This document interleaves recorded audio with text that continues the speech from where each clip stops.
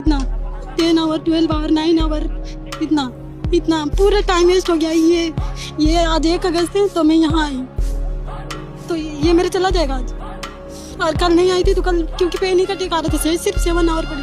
अब मैं अपना कम्युनिकेशन इसके लिए स्ट्रॉन्ग करने के लिए मैं कितना सिर्फ ऐप डाउनलोड करती रहती हूँ। पूरा टाइम वेस्ट कर दिया। हमारा प्लान भी नहीं है, हमारा प्लान भी कहाँ है। ओडिशा में जो दोस्त लोग रहते हैं उन लोग का प्लान भी है, उन लोग का सही से एग्जाम होता है। हम लोग एक एक चीज पढ़ते हैं, हम लोग कॉन्स्टिट्यूशन कोई पूछेगा हमें सब याद करते रहते हैं। हम लोग को सब चीज याद नहीं रहता, हम लोग ह्यूमन है। बार बार रिपीटेशन से मैं बोलना नहीं चाहूंगी, मैं अपना देश का सम्मान करती हूँ, लेकिन सेंटर भी वही कर रहा है, नीट का स्टेट में हो तो वही कर रहा है। सब भ्रष्टाचार है। लोग सोचेगा ना कि मैं स्टूडेंट हूँ, मैं बस बोलने के लिए आ रही हूँ। मेरे पास एडमिट कार्ड, इतना सारा एडमिट कार्ड।